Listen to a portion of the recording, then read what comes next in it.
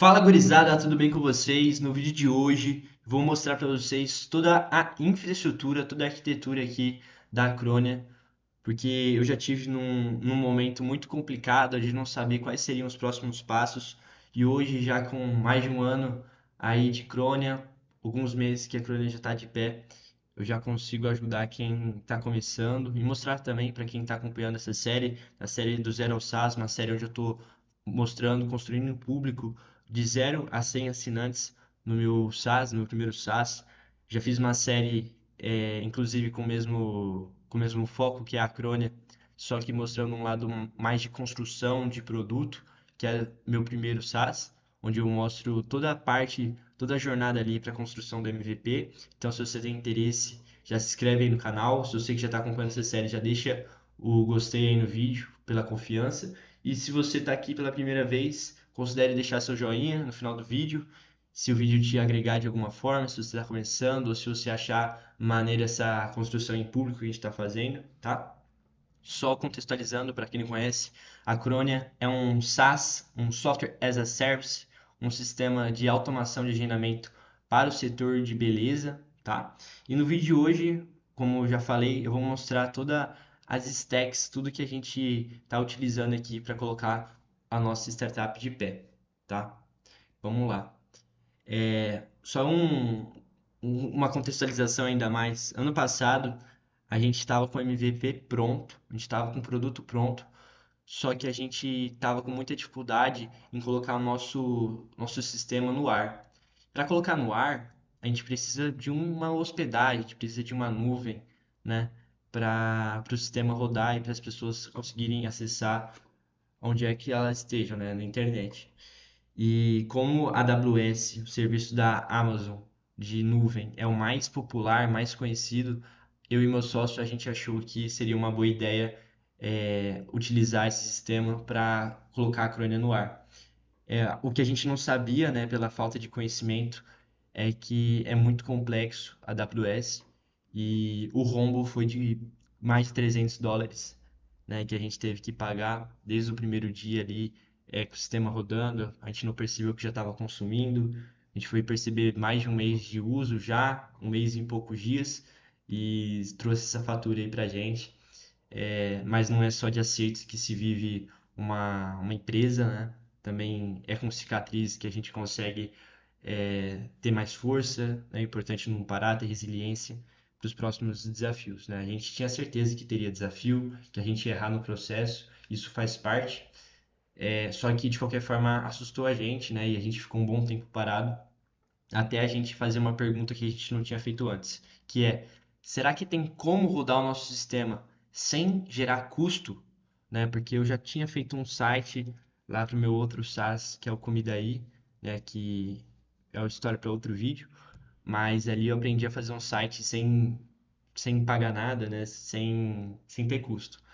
Aí a pergunta foi: será que tem como fazer isso? Só que para o meu SaaS inteiro, com toda a lógica de programação que envolve meu SaaS? E a resposta foi sim, dependendo ali de qual foram as linguagens que a gente utilizou, da nossa arquitetura. E como a gente tinha utilizado uma linguagem muito boa, que é o JavaScript, e uma arquitetura bem condizente ali com o SaaS, a gente conseguiu rodar e vou mostrar tudo aqui para vocês, tá? Só uma analogia que eu gostaria de trazer para vocês é a analogia de um hotel que ele pode crescer indefinidamente, né? O que vai determinar o crescimento dele vai ser as vendas, vai ser o número de assinaturas que vão chegar e não a limitação física, né? Hoje, num hotel, por exemplo, se ele foi construído para ter 10 andares, se tiver uma demanda maior, independentemente, você não vai conseguir, muitas das vezes, fazer mais andares, né? Provavelmente você vai ter que construir um outro hotel. E só que para SaaS é diferente. Se você conseguiu atingir ali os seus 10 andares, né, de assinantes, e tem mais procura, tem mais demanda pelo seu serviço, você consegue ampliar o número de andares sem muito esforço, tá? Então é um crescimento quase toyotista, né, sob demanda. Então, à medida que tem interesse, você consegue é, dar essa opção do seu sistema, oferecer o seu serviço, tá? E tem uma boa notícia, que para SaaS né, para micro SaaS, você consegue ter os primeiros andares ali do seu hotel de forma gratuita, sem ter custo recorrente, tá? E é justamente nessa fase que a gente está hoje, esse que eu estou documentando para vocês. Claro que a gente quer pagar, né? Se a gente estiver pagando, vai ser um problema bom, quer dizer que a gente tem uma demanda que realmente está sendo real e a gente está tendo que ampliar ali a nossa infraestrutura. Isso vai ser um problema bom, um problema que a gente quer ter. Só que a gente não quer ter agora porque a gente não tem receita ainda, né? A gente tem usuários ativos no nosso sistema, só que ainda é um período bem teste, a gente está para um processo de iteração, bem, acompanhando bem de perto, e é por isso que a gente não tem receita ainda, mas é algo que a gente pretende, a gente vai buscar isso nos próximos meses, beleza? Então acho que com essa analogia acho que já ficou fácil de entender qual que é a ideia, tá?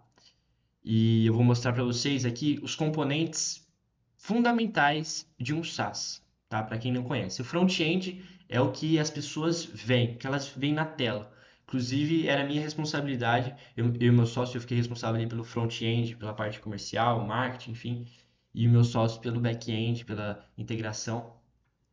Então, o que o usuário vê é o front-end. O back-end é a lógica, toda a parte escondida, né? O banco de dados, todas as APIs, todas as chamadas ali, as lógicas do sistema, isso tudo está escondido dentro do front-end, tá? E também tem o banco de dados, que é onde se guarda as informações, a nossa mina de ouro, a gente consegue trabalhar bastante as informações para melhorar cada vez mais o nosso sistema, tá? E é bem importante que esse banco de dados esteja bem protegido, tá? Fora isso, a gente tem apoio de mensageria, né? Vou mostrar para vocês, um vigilante do nosso hotel e um próprio endereço do nosso hotel, tá? Então vamos lá, só explicando para vocês o que que é uma API. A API é o que conecta o front-end ao back-end. Quando, no nosso caso, um usuário final, ou seja, um cliente do nosso cliente, vai fazer um agendamento, a resposta que ele tem direto na tela, ela passa por um caminho, né? A lógica ela não está embutida na tela.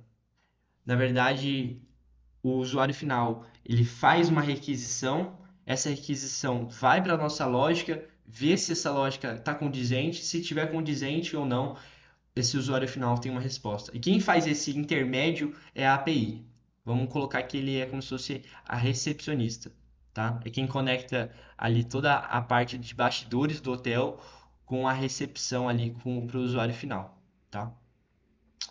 E vamos lá, para a recepção. Quando o usuário vê a tela final, quem que é responsável por isso? Qual que é a stack responsável por isso? É o Vercel, tá? O Vercel é um sistema que a gente utiliza, plano gratuito, atende muito bem, vai demorar um bom tempo aí para a gente começar a pagar, tá? Pelo Vercel, porque assim sobra bastante coisa.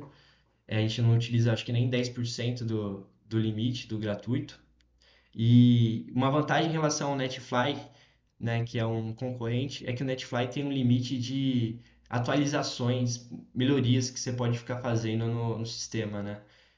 E o Vercel não tem isso, você pode fazer isso de forma ilimitada. Hoje o Vercel a gente utiliza para três frentes. A primeira ali é para fazer um agendamento, a segunda é para o dono do salão, da barbearia, ver os agendamentos. E o terceiro é o nosso próprio site, que é mais estático, não tem lógica por trás, mas também utiliza a Vercel. O render é onde fica a lógica do nosso sistema. É onde que toda a parte bonita, toda a parte responsável ali pelo que era responsabilidade do Luiz, fica no render. Então, é ali que o sistema confere se o horário está livre, se ele pode ser reservado. É o que impede de dois clientes agendarem na mesma vaga, tá? Então, é ele que controla, é o cérebro da operação. E, novamente, o render também, a gente não tem custo. O render é o que está mais próximo da gente estourar o limite, mas ainda está um pouco longe e, assim, não vai ter problema. É barato também, em torno de 7, 20 dólares por mês. Acho que é 7 dólares por mês que custa o render, tá? A versão paga mais de boa. Banco de dados, a gente usa o Neon, é ali que tudo que é feito no sistema fica registrado no Neon. Banco de dados é basicamente uma planilha, tá? Onde tem colunas ali e linhas que nos ajudam a organizar tudo. A gente usa o Postgres ali para conseguir guardar tudo também.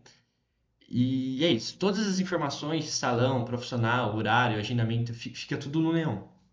No Neon também a gente tem uma, uma boa margem ainda para explorar, tá? Na versão gratuita.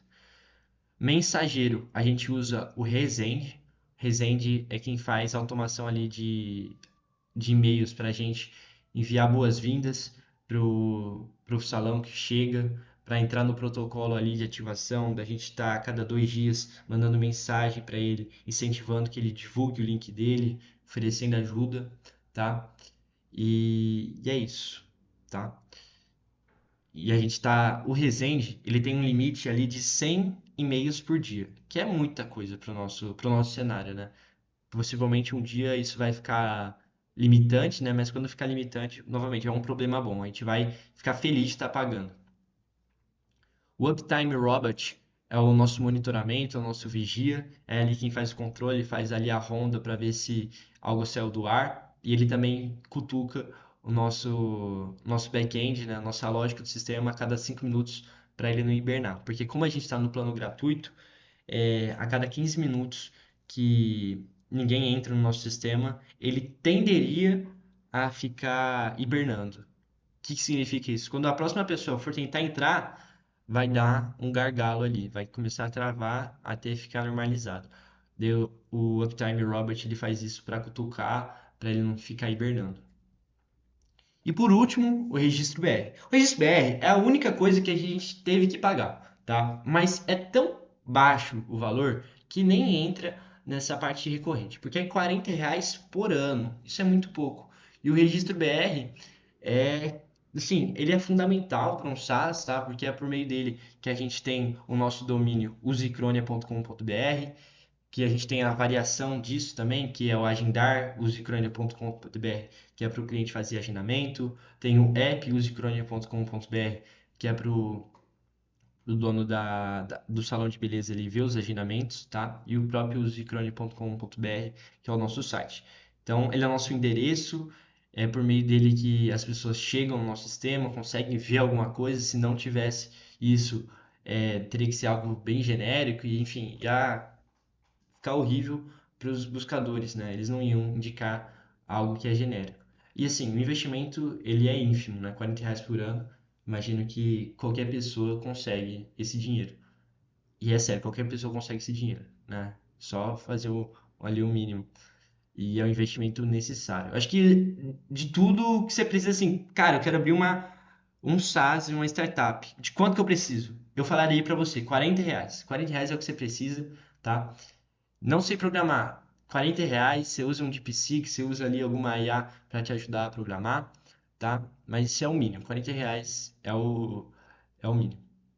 Então, só para mostrar para vocês tudo, né? Sintetizando, Vercel ali para o nosso front-end, o Render para o nosso back-end, nossa lógica, o Neon para o banco de dados, Resend para a parte de e-mail, Uptime Robot, que é o nosso vigia, que ele fiscaliza para ver se está tudo certo, Registro BR para a gente ter o nosso endereço, e novamente é o único que a gente paga, R$ 40 por ano, ou seja, a gente tem um custo recorrente de R$ 0 por mês, tá? Esse é o vídeo, espero que você tenha gostado. É um vídeo que eu gostaria muito de ter visto ano passado para não cometer o erro, né, de não perder quase R$ 2.000. Se eu fosse iniciar um SaaS hoje, com certeza eu não teria essa despesa que eu tive, mas isso faz parte do processo, é a cicatriz que a gente tem da batalha. E se você estiver iniciando um SaaS, eu te convido a se inscrever no meu canal também. Pode me chamar no Instagram, no LinkedIn ou Henrique Vilas para a gente trocar uma ideia. Eu gosto muito de conversar com quem está entusiasmado com o SaaS também, está criando uma empresa. Pode me chamar. Nos próximos vídeos ali eu vou ter mais tempo, como eu estava no final do semestre aqui da faculdade, eu faço engenharia aeronáutica.